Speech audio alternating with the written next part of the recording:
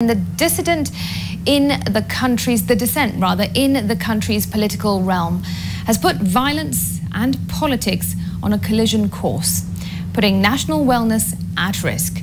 Former Deputy President Rigathi Gachagwa's claims that the violence witnessed in Limuru was as a result of criminals being used to manage politics comes after Molo MP Kuria Kimani claimed that goons were being ferried to an event where he would be speaking to disrupt it. Well, as the alarm rises over cases of political intolerance, the National Cohesion and Integration Commission says that the country is reversing the gains made in constructive politics. NTV's Ngina Kirori has more. The looming shadow in the towering figure of politics in the country has oftentimes manifested itself as political intolerance. The consequences of the vice have robbed the nation of lives and freedoms enshrined in the Constitution.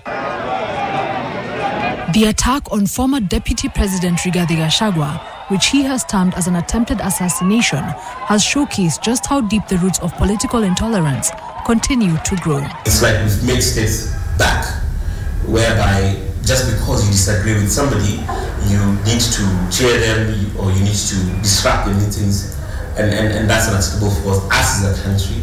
The unsettling nature of politics in the country leading to jitters in various quarters. Reverend, I was a little worried coming here and I shared my fears with you nafikiri kuongea juzi.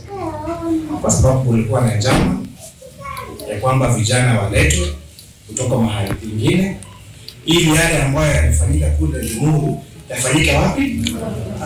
In an exclusive interview with NTV on Sunday night, Rigathi Gachagua stated that the incident in Limuru was a carefully worked out scheme to assassinate him.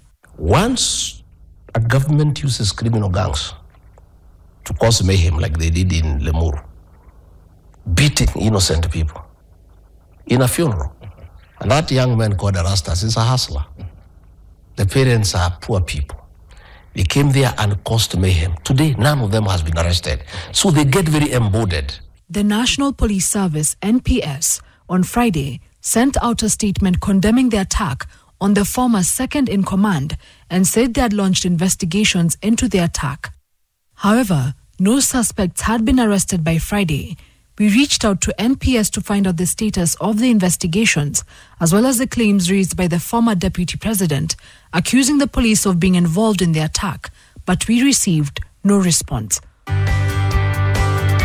Today, President William Ruto condemned the use of violence and tribalism in political spaces. Wale wote wanaabudu sanamu ya ukabila, tutawachana na wao.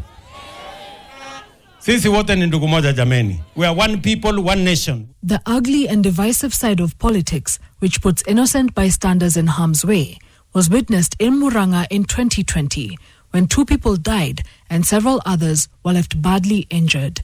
Intelligence reports indicated that goons were ferried as far as Nairobi from opposing sides of the political divide, leaving destruction in its wake. It is never spontaneous. It is planned, it is pre-planned, it is properly funded actually, I can tell you that.